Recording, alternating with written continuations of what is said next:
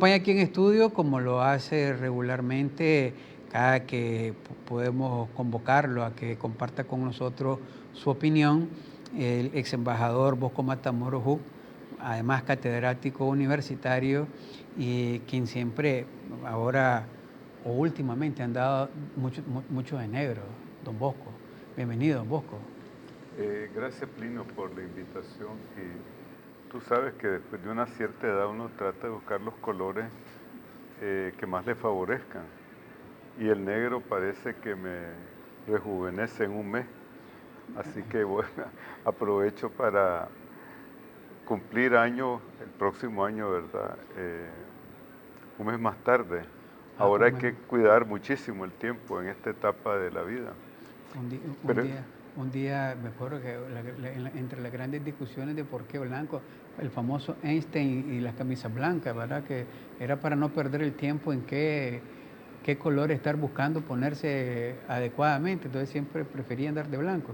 sí. ¿Usted va a comenzar a andar de negro o es hoy por la ocasión o cuando va a programas de televisión? Pues, hoy en una ocasión que quería venir con una cierta dosis de elegancia, además de que si ando siempre de negro me pueden confundir con un ave rapaz, pues que prefiero que ese calificativo se lo apliquen a otros. Quiero abusar de tu programa 15 segundos, si me lo Adelante. permitís. Primero, saludar a los estudiantes de la Thomas More que estuvieron en la clase de geopolítica conmigo y a unos vecinos aquí míos en Managua, a quienes tengo mucho aprecio, cuyo nombre es Mary Carmen y su hija Fernanda, dos personas muy agradables, siempre muy especiales en su trato conmigo, así que ellas saben que estoy en este programa y aprovecho la oportunidad. Y por supuesto a mi tutor cuando yo estaba en tercer grado en el pedagógico de Diriamba, cuyo nombre es Iván Hug. Iván Hug. Mi primo hermano, sí. Sí, y ese era su tutor. Sí, todavía sigue siendo mi Iba a tutor. firmar a responsabilizarse de cualquier barrabasada o barbaridad que hacía. Bueno, hacía muchas muy a menudo, así que mejor que no se responsabilizar. Y todavía sigo haciendo algunas.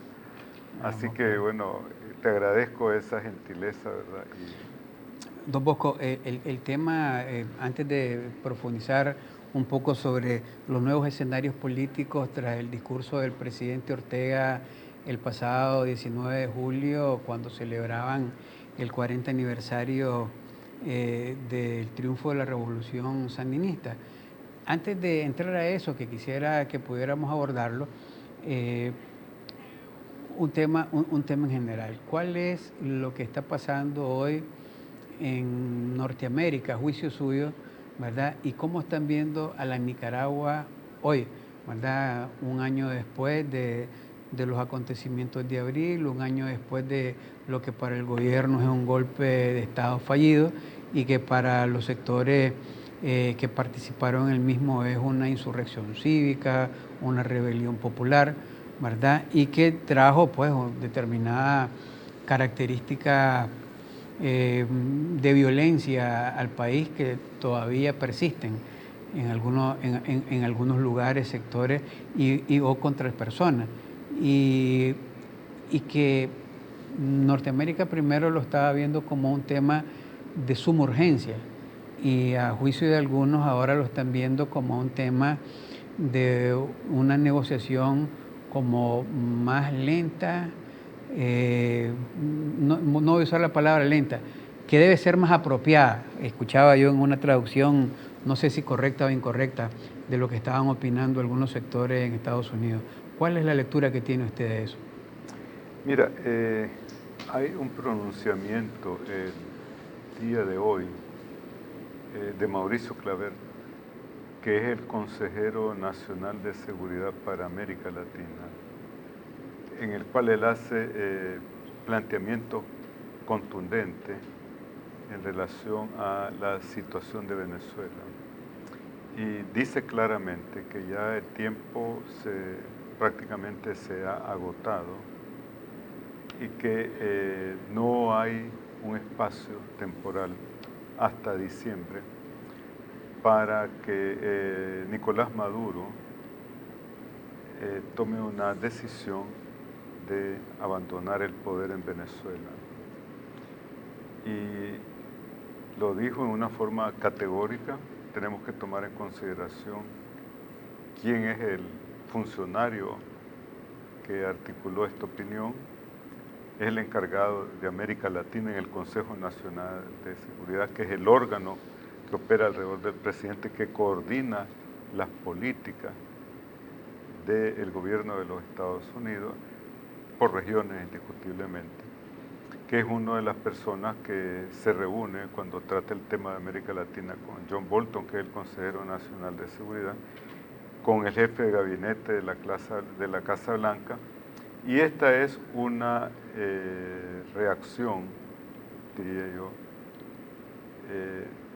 del gobierno norteamericano ante, por una parte, el informe devastador que hubo en relación al asesinato del capitán de corbeta en Venezuela, con lujo de violencia, el informe que rindió Michelle Bachelet, que es la alta comisionada de Derechos Humanos. Por otra parte, creo yo, el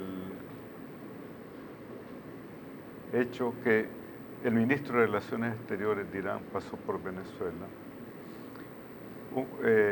un país con el cual los Estados Unidos y, digamos, uno de sus aliados privilegiados, Inglaterra, tiene una situación conflictiva en el Golfo Pérsico. Los iraníes detuvieron una nave de bandera inglesa, y el hecho que la administración Trump está viendo con otra luz la situación de sus intereses geopolíticos en la región, y en donde un país que ellos consideran que es promotor, patrocinador de grupos terroristas, el gobierno de Irán ha tratado de establecer aquí un punto de referencia en algunos países. ¿Cuáles son esos países? Por una parte Venezuela, por otra parte las relaciones de Irán con Cuba, con Bolivia y en el caso concreto con Nicaragua. En ese contexto, yo diría que la política exterior y de seguridad norteamericana no solamente se refiere al tema de Venezuela, sino que también toca el tema de Nicaragua. Y todos sabemos que aquí ha estado o está aún de visita el ministro de Relaciones Exteriores de Irán. Eso nos sitúa a nosotros, no digamos como la preocupación estratégica primordial de los norteamericanos, pero sí, en términos de geopolítica, somos la variable más vulnerable en términos de esta preocupación norteamericana, por una parte. Por otra parte, ¿sabes? Aquí en Nicaragua tenemos la tendencia a darle una lectura, yo la llamo optimista o casi juvenil, y esperamos, pretendemos, que todos los días los funcionarios del gobierno norteamericano, el jefe del Pentágono, el jefe del Estado Mayor, la CIA, el pájaro negro que sobrevolaba Nicaragua, nos esté señalando cotidianamente como la preocupación norteamericana. Pero en el contexto de esa estrategia global norteamericana estamos sumergidos completamente.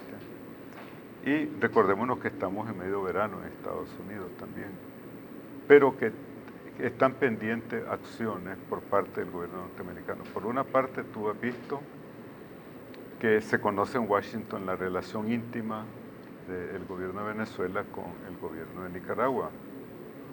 Por otra parte, hay una nota que le enviaron al secretario de Estado de los Estados Unidos, el senador Bob Menéndez y el senador Ted Cruz, que tienen un peso muy fuerte dentro de la política norteamericana hacia América Latina.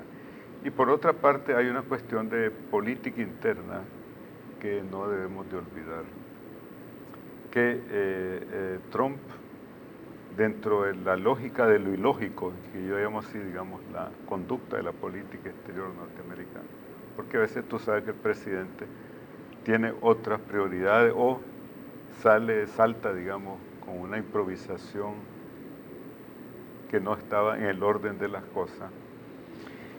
necesita para su reelección ganar el estado de Florida, que es un swing vote, es decir, el voto pendular. Y ahí está el núcleo más importante de exilados venezolanos, de nicaragüenses también, que han reparado en estos últimos, desde la crisis de abril en la Florida, y de otros países de América Latina, entonces, y de Cuba también, pero lo de Cuba ya es una cuestión histórica. La pregunta que yo me hago es, ¿cuál es la respuesta que en términos de política interna le va a dar la administración Trump a ese grupo de exilados? ¿Cuál es la respuesta que la administración Trump le va a dar a la comunidad judía de New Jersey, de Florida y de Nueva York en términos de la presencia iraní aquí a 2 horas y media, a 3 horas de las fronteras norteamericanas? ¿Y cuál es la respuesta que el presidente Trump va a dar en términos de los sectores tradicionales dentro del Pentágono, las agencias de seguridad, la CIA, la Agencia Nacional de Seguridad y otras agencias, en la lucha global que ellos están llevando en contra de lo que consideran las organizaciones terroristas, Hezbollah, el ISIS y otras organizaciones? Está disminuido el ISIS indiscutible, pero ahí está pendiente. ¿Y cuál es la respuesta que va a dar la administración Trump en términos de la crisis, llamémosle latente, pero ya está ahí pendiente, y la solución que le van a dar de apoyo a su aliado más importante en el contexto de la NATO? O sea, en síntesis, ¿usted cree que sí está pendiente con la misma intensidad que el año pasado, todavía a eso de junio y julio, que incluso hubo un alto nivel de relación y negociación directamente entre sectores del gobierno americano y el presidente Ortega y la Alianza Cívica, que vinieron aquellos enviados que usted conoce o supo, ¿verdad?, que se vinieron a sentar y incluso a agendar supuestas acciones? Mira, es bien interesante lo que tú has dicho y cómo califica enviados del gobierno norteamericano.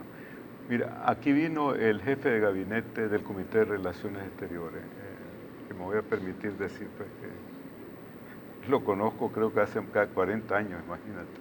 Cuando era joven, como tú eres joven y yo ya no soy más joven. Cuando viene un funcionario del órgano legislativo, el instructivo que se sigue dentro del gobierno norteamericano es que tu viaje es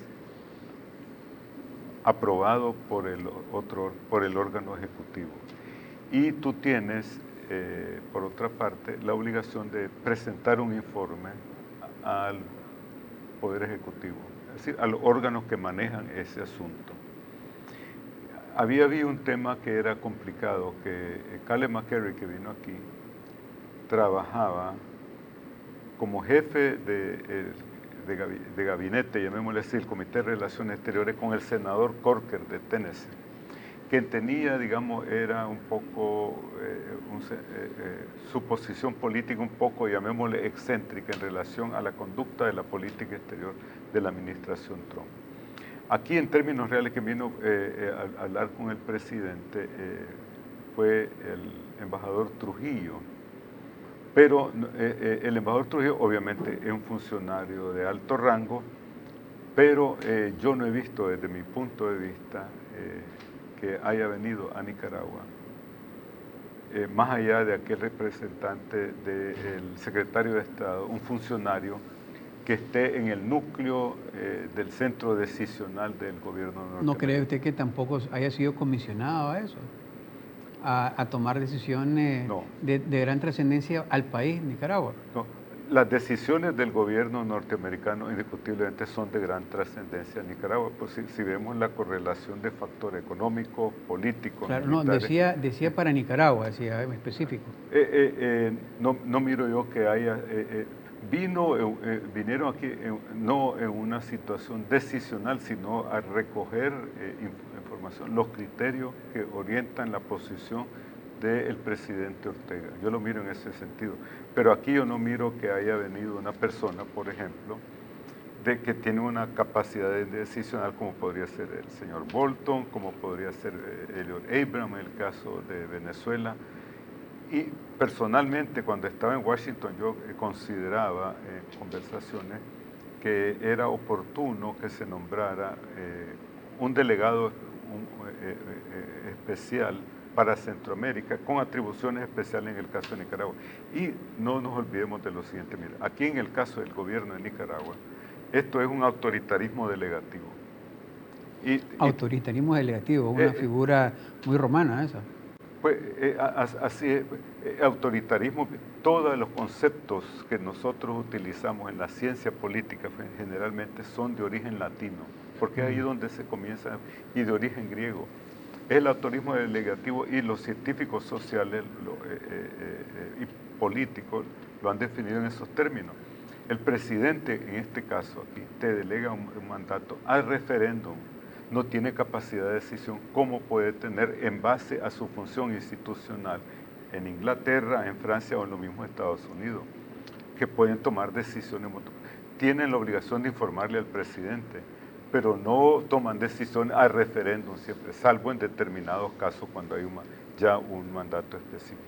Estos señores que vinieron aquí a Nicaragua venían casualmente a escuchar, a conversar. Había un marco que era aceptable dentro de los términos de referencia, pero que estaba sujeto a la decisión última de la Casa Blanca, del Consejero Nacional de Seguridad o del Ministro de Defensa. Entendido.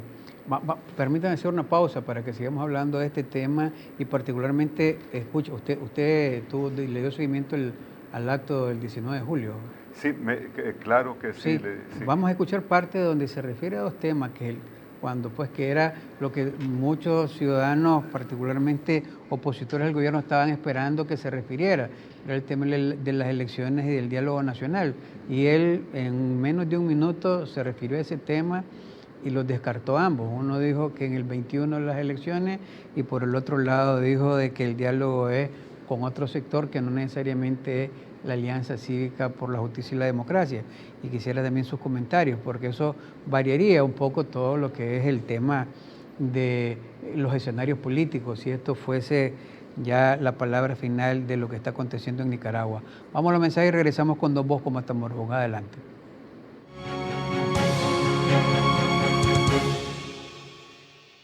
La noticia no es opinión, son los hechos reales que nos afectan a todos.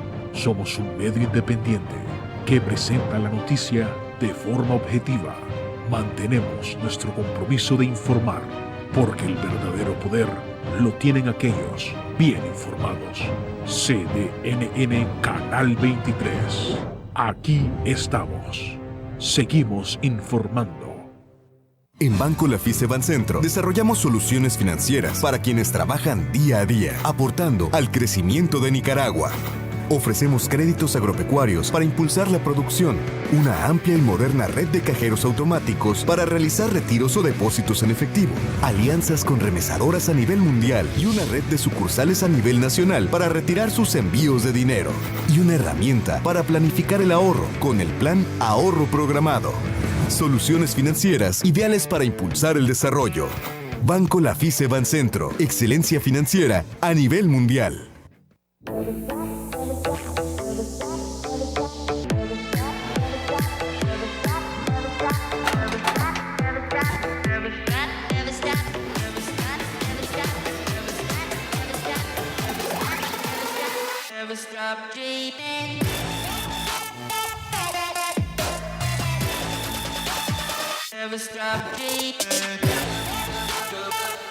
Disfruta el doble con el doble de megas al activar tus bonos con internet desde 50 córdobas o al contratar o renovar tu plan postpago. LTE Movistar, el internet más rápido de Nicaragua. Elegir una universidad es una decisión que revela quién eres y hacia dónde vas. Hoy es un día para no temer al futuro, un día donde crecen mis sueños. Aquí, en UCN, encontré lo que busco. Mi meta apenas empieza. At la Universidad Central de Nicaragua, I found the tools to grow personally and professionally. UCN, pensando en tu futuro. 20 aniversario. En cada circunstancia, gestionamos riesgos de seguridad. Para cada necesidad, tenemos una respuesta. Diseñamos sistemas de gestión de riesgos de seguridad privada personalizados, con altos estándares de calidad, bajo normas internacionales. Nuestra filosofía operacional es eminentemente preventiva. 23 años de brindarle bienestar, seguridad y tranquilidad. En Provisa, su seguridad asegurada. Está sintonizando programación informativa las 24 horas del día.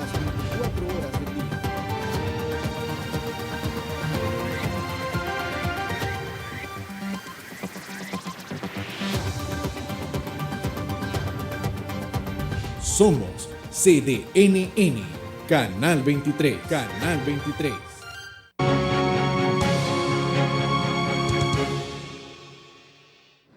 Continuamos este su programa de entrevista conversando con Bosco Matamoros Hug, analista político, catedrático universitario, ex embajador de Nicaragua en España y que está aquí con nosotros tratando de ser parte de este análisis de los escenarios políticos, ¿verdad? Ahora decía yo, tras el discurso del presidente Daniel Ortega en la plaza, en donde aclaró dos temas, pues no aclaró, dio su posición de presidente de la República alrededor de dos temas muy importantes. El diálogo nacional, que incluso él fue el que convocó a ese diálogo nacional el año pasado, y el adelanto electoral, que es un reclamo que la comunidad internacional se ha sumado a hacerle el presidente de la República y del cual pues él también da dos afirmaciones. Quisiera ahí si los muchachos del máster pudieran poner en medio de que andan con sus tragos de café, ¿verdad? Esto, para que podamos escucharlo y ponerlo en contexto y don Bosco Matamoros pueda hacer su análisis alrededor de esto. Escuchemos lo que dijo el presidente Ortega durante los actos del 19 de julio. ¿El diálogo con quién? Con los campesinos, con los obreros, con los pequeños empresarios, con los artesanos, con los productores, pequeños, medianos y grandes, con todos aquellos que estén dispuestos a trabajar por la paz y por la producción económica y social en este país, para lograr el desarrollo económico y social en este país. Es el único diálogo que tiene sentido, el único diálogo que tiene cabida en las actuales circunstancias históricas que vive Nicaragua. Y luego en su momento vendrán las elecciones. En el 2021 vendrán las elecciones.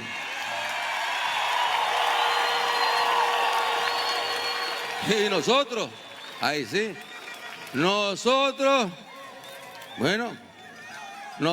ya estamos preparados para ganar esas elecciones.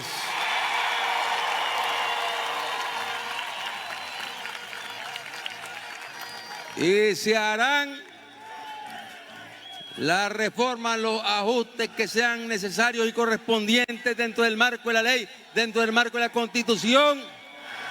Reformas a la ley electoral. ¿Para qué? Para que aquí nadie venga a quejarse después que le robamos las elecciones.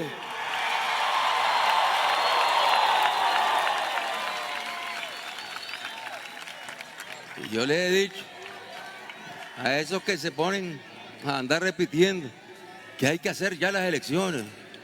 ¿Y qué quieren? Que los barramos y después salgan diciendo que les robamos.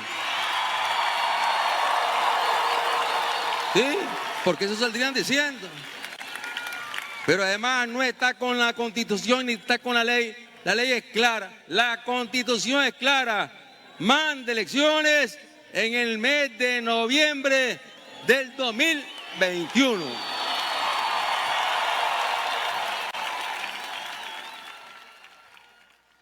Eso es lo que decía el presidente Ortega sobre el diálogo nacional y las elecciones.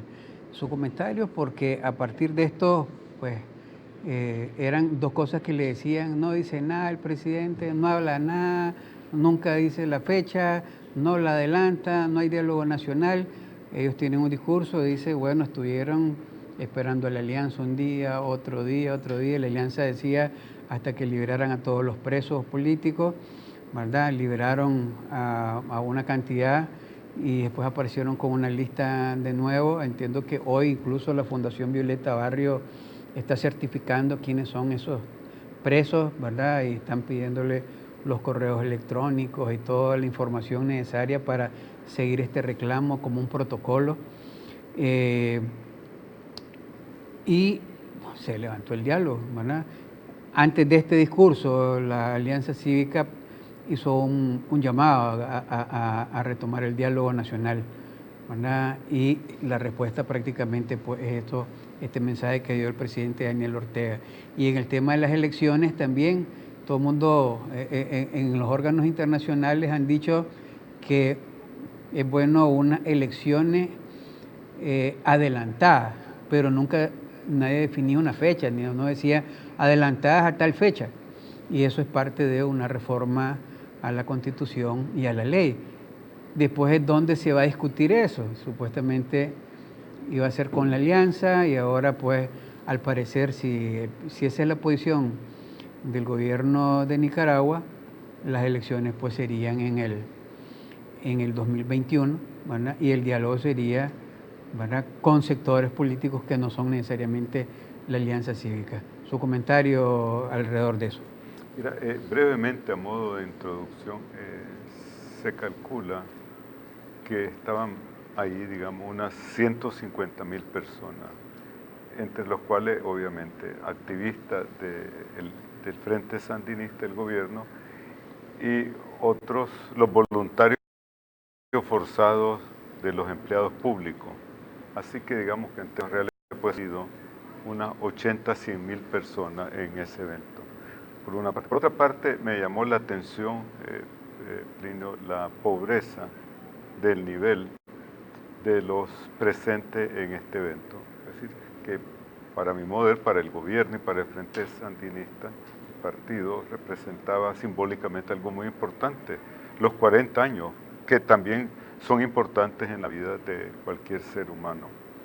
Tercero, me llamó la atención la circunscripción, llamémosle así, temporal del discurso del presidente. Ya no fueron esas piezas oratorias tan largas, ¿verdad?, infinitas, que te dejaban exhausto. Obviamente él recurre a la retórica que curiosamente se repite continuamente. Pero mira, hay dos cosas importantes. Yo creo que el 90% de los nicaragüenses, si tú haces una encuesta, no saben quién es ni Diriangén, no saben ni quién es Benjamín Celedón y otros actores históricos que el presidente cita por una parte. Y creo que el 99.9% de los nicaragüenses no saben dónde está Osetia, que fue el único presidente que vino aquí, que tiene una población semejante a la de Masaya. Pues yo no voy a entrar en mayor detalle. Ahora, en cuanto a la sustancia del argumento, hay dos aspectos. Primero, funcionarios del gobierno y miembros de la delegación del gobierno dicen que iban a incorporar en ese diálogo para llevar a cabo las reformas electorales a los partidos políticos. Ahora el presidente sale contradiciendo o, digamos, terminando con ese planteamiento porque dice que van a ser sindicatos, productores y todo esto. No tiene lógica, no cuadra eso dentro de la problemática nacional, que va a hacer esas reformas de esta naturaleza con esos sectores que son productivos. ¿Qué le vamos a insertar entonces a esa ley electoral? ¿Cómo se produce el algodón? ¿Cómo se produce el frijol o qué cosa? No. Creo que en ese sentido yo no le miro una coherencia al planteamiento que se hace en ese discurso. Ahora, hay algo que yo estoy de acuerdo, digamos, más allá de las palabras, en el sentido de que la alianza, en su llamado, parece que es como una invocación metafísica y que creo que la alianza debía de haber planteado una fecha electoral. Yo no estoy de acuerdo en aquellos sectores radicales que dicen que el presidente Ortega debe de abandonar el poder este año, por una parte, pero tampoco estoy de acuerdo en el planteamiento del gobierno hasta el 2021. Yo creo que una fecha razonable y que creo que recibiría el apoyo de la vasta mayoría del país y que recibiría el apoyo de la comunidad internacional, podría ser en noviembre del 2020. ¿Y por qué motivo? Por dos razones. Mira, en Nicaragua no hay síntomas de normalización. Se continúan a impedir la libre movilización de las personas, se continúa a impedir la libre expresión de las personas, se continúa a impedir las actividades políticas de los nicaragüenses. ¿Y qué ha redundado eso? No hay inversión en el país, han disminuido nuestras exportaciones, los turistas, que era una de las fuentes de ingresos del país, de los sectores más dinámicos, ha colapsado el sector turismo. Yo estuve en Granada hace 2 semanas, pues lo dije en otro programa, y encontré 5 turistas, una familia de 5, todos rubios, bien quemados por el sol, pero no se miraba actividad económica. Los hoteles están cerrando. Si tú vas al centro comercial Managua, hay muchos locales vacíos. Se calcula que la contracción económica va a llegar entre lo que se contrajo la economía el año pasado, más este año, a un 10%, que representa 60.000 desocupados dentro de la economía formal, ¿verdad? Y afectando a unos 250.000, 300.000 personas. Tú te imaginas, una economía tan pequeña, el impacto que tiene la suma de esos factores en la vida del país. Por esa razón, yo considero que estamos entrando en una etapa bien importante para el futuro del país. Y eso parte desde la naturaleza de nuestras relaciones con los Estados Unidos, que aquí muchos quieren que sea una intensidad o una presión continua de parte de los americanos. No somos el centro del universo, debemos de realizarlo eso. Nuestro peso específico como país en términos globales es de nivel de caricatura. Es decir, estamos junto a Walt Disney, a la pequeña Lulú, te recuerdas tú en los periódicos, ¿verdad? No somos una potencia bajo ningún criterio, ni poblacional, ni geográfico, ni tecnológico. Pero sí incomodamos a los norteamericanos, incomoda nuestra situación a nuestros vecinos centroamericanos, y por lo tanto podés estar seguro, creo yo, que esa presión va a continuar. Esa tensión con los Estados Unidos, el gobierno de Trump va a continuar. Y si no es Trump el próximo presidente, no se reelige, se va a tener que resolver de una forma que sea una respuesta que responda a los planteamientos que ya ha hecho la comunidad internacional, por una razón muy simple. Han invertido mucho capital político. Una gran potencia ha invertido su credibilidad en la solución democrática de la crisis nicaragüense. Ahora, ¿cómo podríamos encauzar esto? Creo que para elaborar una estrategia tenemos que partir de ese grupo de países que se va a definir su composición, que va a venir a Nicaragua en misión de buenos oficios. Por otra parte, creo que la alianza ha tenido un proceso de aprendizaje y un costo que hemos tenido que pagar los nicaragüenses, y por otro lado ha tenido sus resultados positivos. Pero en esta nueva etapa considero fundamental que se incorporen esos sectores que llevaron, digamos, el costo más elevado en la crisis de abril. Aquellos que fueron encarcelados, las madres de los prisioneros, las madres de sectores cuyos familiares fueron asesinados, los sectores de estudiantes y otros actores sociales, porque la alianza como tal no ha logrado transmitir ese entusiasmo por una parte, ni se ha ganado la confianza de la población. Y cualquier entendimiento que no sea, digamos, una salida de inmediato del gobierno, yo creo que sería esos sectores los únicos que le pueden dar sostenibilidad a un acuerdo de esa naturaleza. Y yo creo que irreal, bajo todo criterio, pretender que este gobierno, que el presidente va a dejar la presidencia en este año. Yo miro que lo que más le conviene al país, lo que más le conviene para hacer una transición ordenada dentro del marco constitucional, en un país donde la Constitución, tú sabes que se cambia y se utiliza y se aplica al antojo de aquellos que controlan el poder. Pero si le damos un grado de credibilidad, digamos, un pequeño voto de confianza, entonces tendríamos este grupo de países aquí en Nicaragua que podrían poner en marcha, reactivar ese proceso de negociación. Y yo creo que es importante también que el gobierno, y yo creo que tiene la conciencia y sabe, que cualquier acuerdo que haga con estas organizaciones que señaló allí el presidente no va a tener ninguna legitimidad internacional y va a ser rechazado por la mayoría del país. Por otro lado, yo te quiero decir con toda franqueza, pretender que entre 100.000, puede decir el gobierno que hayan 150.000 o 200.000 de tus seguidores, pretender que una persona como el comandante Daniel Ortega, el presidente de la República, le va a anunciar que un anticipo, que se va mañana, o que va a anticipar las elecciones a sus seguidores en ese sentido. Pretender eso creo que era estaríamos entrando dentro de la lógica del delirio. Es decir, yo estaría delirando si te dijera eso. En ningún momento pensé que el presidente iba a decir algo así, hacer un anuncio de esa naturaleza. ¿Cree que ellos magnifican la cantidad de personas que hay ahí y usted lo está minimizando, la cantidad de personas que hubo ahí? ¿A cuánto apuesta que podría ser, dirían, el valor porcentual que podría tener la fuerza del Frente Sandinista hoy por hoy?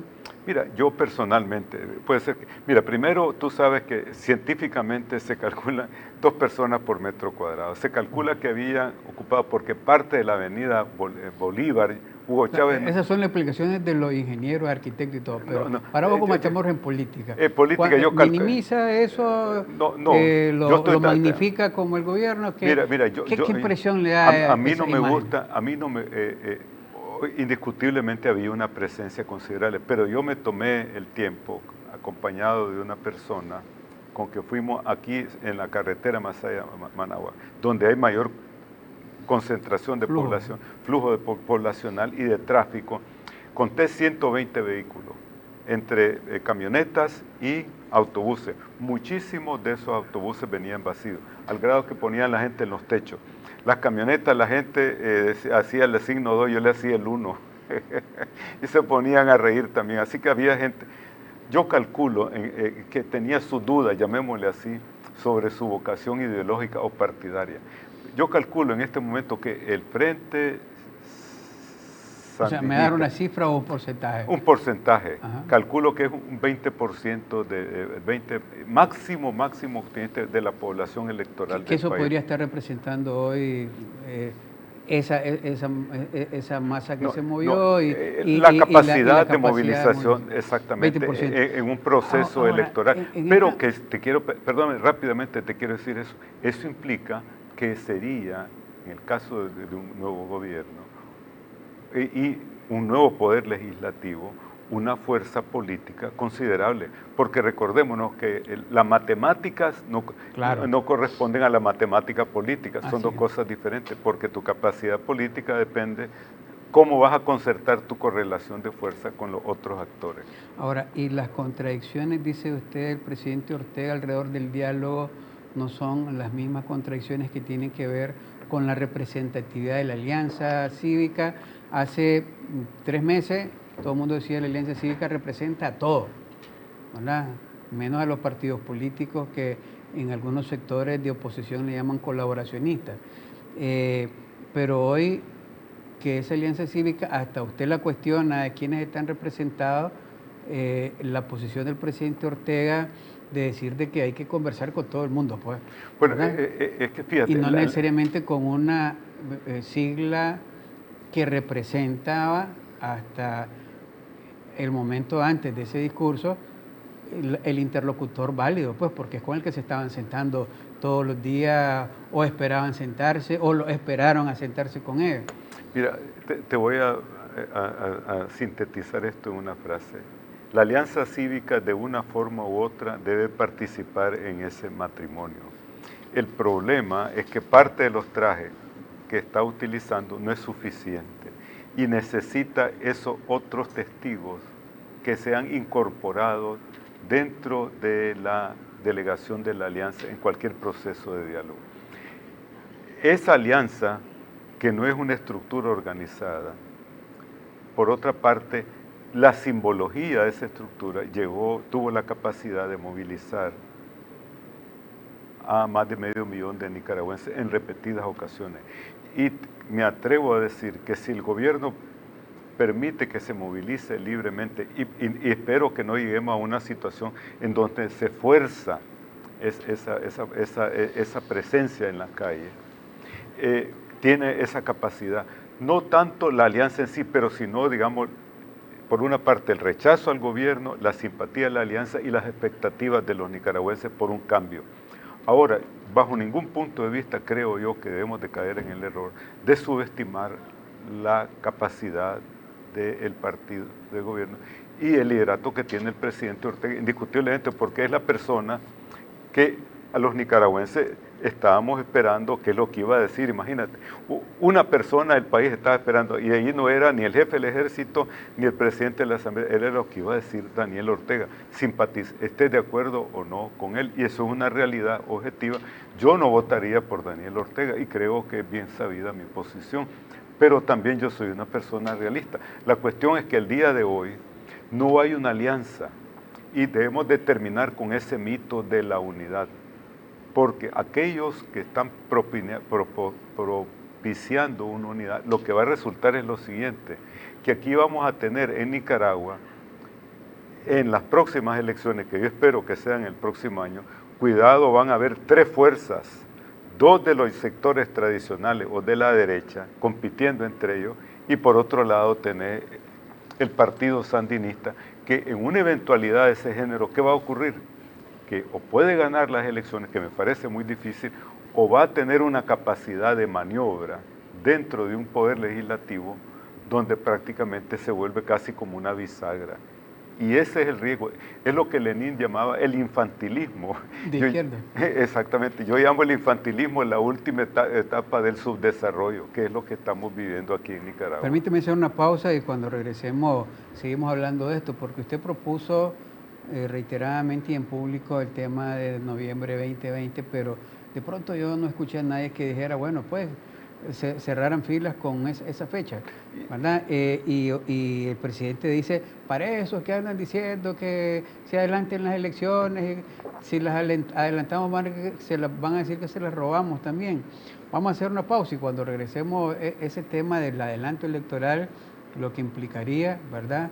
Porque todavía hay sectores que, como dicen, como calladitos, no quisieran esperar el 21, quisieran propiciar cambios ya y se vuelve a caer como en el cortoplacismo de la solución de las cosas y eso crea más actos de violencia. Vamos a los mensajes y regresamos con Don Bosco Matamoros.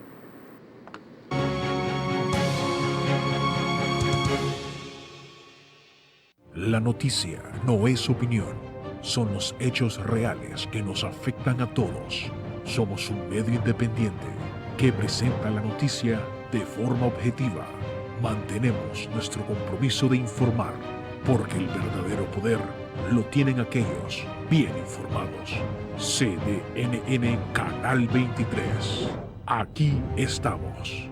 Seguimos informando. En el 25 aniversario de Fenicotaxi RL, las promociones pican y se extienden. De mayo al 18 de octubre, 350 premios con 2 oportunidades para ganar el 30 de agosto. Y el 18 de octubre, 80 cambios de aceite, 30 órdenes en Fenimarket, 30 órdenes de combustible, 50 pares de llantas, 24 baterías, repuestos y el premio supremo, 2 motos nuevas de paquete. Participa comprando 200 córdobas en Fenimarket, 300 córdobas en combustible, 500 córdobas en repuesto. Patrocina.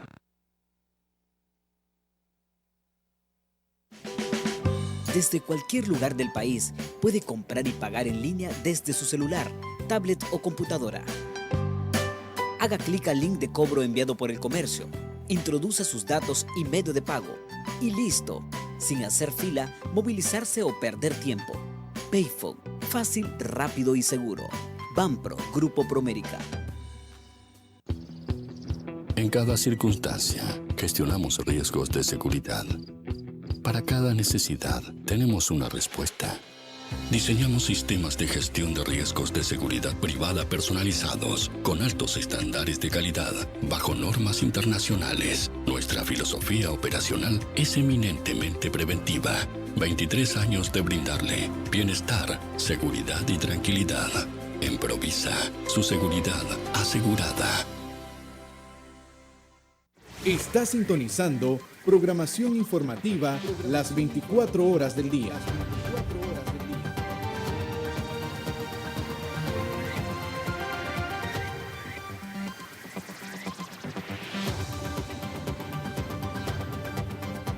Somos CDNN, Canal 23, Canal 23.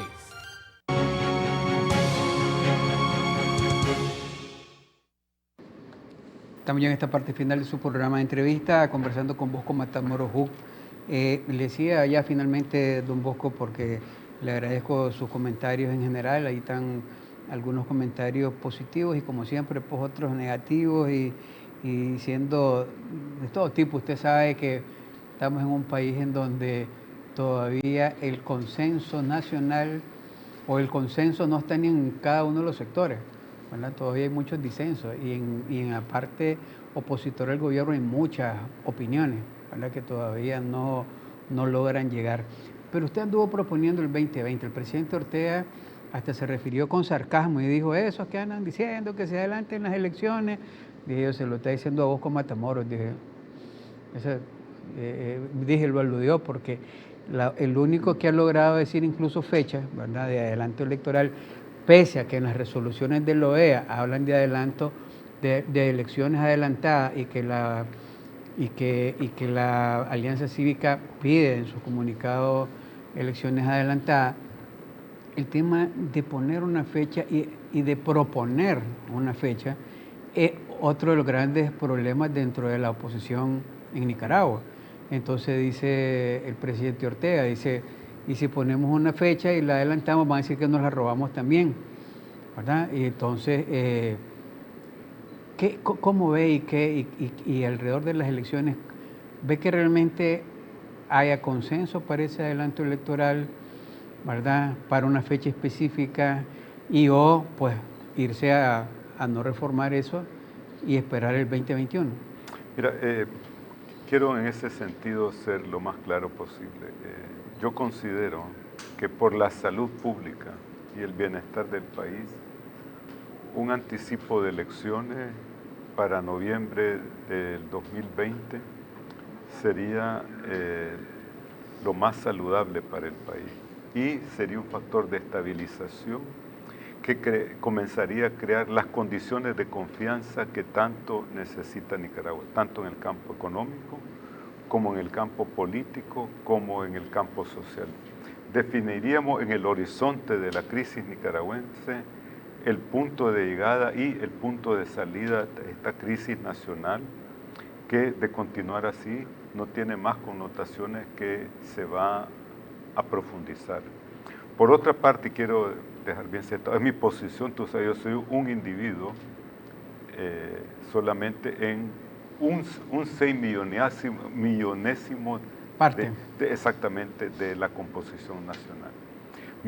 No estoy de acuerdo bajo ningún punto de vista con aquellos que dicen que el presidente Ortega debe dejar ya la presidencia.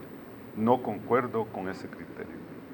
No llenaría ninguna de las condiciones. ¿Por qué lo digo y por qué lo digo? Porque también debemos de tomar en consideración que si el Frente Sandinista representa el 20, el 25%, estamos tocando más de 1,5 millones, 2 millones de nicaragüenses que piensan de una forma diferente y que quisieran que esto termine hasta el 2021. Por otra parte, el 2021, ese argumento no lo considero que en base a los antecedentes jurídicos y políticos en este país sea sostenible, porque ya en 1990 ya hay un antecedente y yo creo muchísimo en los precedentes. El presidente Ortega lo sabe también. Lo que sí creo que en este proceso, en esta dialéctica alrededor de la cuestión del adelanto electoral, no ha habido un rigor político ni científico por parte de la alianza. Porque cuando tú haces una propuesta, un planteamiento, tenés que enmarcar primero el concepto y el plazo y el cuándo. Y aquí el concepto se ha repetido ad infinitum, pero el cuándo nunca se ha manifestado. Esto es como decir, el milagro, la Virgen María va a aparecer, pues aquí creemos en Nicaragua en milagros, va a aparecer el 7 de diciembre. ¿Y qué ocurre? Por una parte, pero si decimos la Virgen María va a aparecer, te van a calificar, podemos decirlo. ¿Qué pasa si estos temas se discuten no con la alianza y sí con los partidos políticos, si adelante o no estos temas? Mira, yo creo que los partidos políticos son víctimas de su falta de incidencia en la vida política del país y carecen de esa confianza. Yo creo que en ese sentido... ¿Los meten en el saco a todos? ¿En algún momento hizo usted abogando porque había una diferencia del C por L, Ciudadanos por la Libertad en eso? Yo creo que C por L ha tomado una posición responsable, realista, en el sentido que ofrece su casilla y no pretende asumir el liderato de una propuesta de alianza aquí en esa elección. Y recordémonos también, Plinio, en este sentido, que sectores de la alianza no se atreven a ponerle una fecha. ¿Sabes por qué? Porque no quieren ser tildados o señalados de colaboracionistas. Y los jóvenes de la alianza que están ahí, los sectores sociales, no se atreven a señalar una fecha porque perderían esa dimensión heroica. Es decir, esa aura. Se rindieron, digamos, ante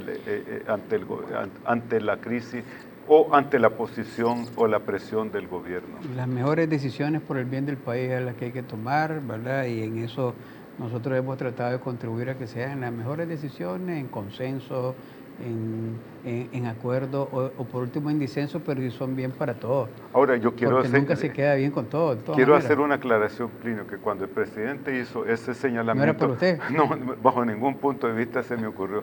Todavía no he caído, a pesar pues ya de mi edad, en la etapa del delirio. Y creo que si yo hubiera pensado eso, te hubiera dicho que tengo algún problema psicológico. Todavía manejo una cierta dosis de lucidez. Entendido, don Bosco. Le agradezco nuevamente que haya venido aquí de negro el día de hoy, ¿verdad? Bueno, tal vez mis comentarios fueron que produjeron una reacción oscura dentro de ciertas personas. Pero mira, si muchos o la mayoría no están de acuerdo conmigo, tienen toda la razón.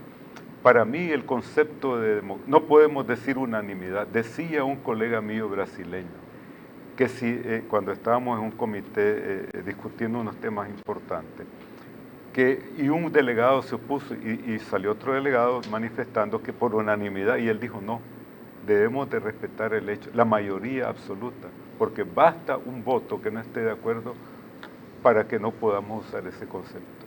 Entiendo. Y yo espero que la mayoría absoluta no estuvo de acuerdo conmigo, pero que piense al menos que podemos buscar nuevas alternativas. Nuevamente gracias, don Bosco, le agradezco que haya estado aquí con nosotros. También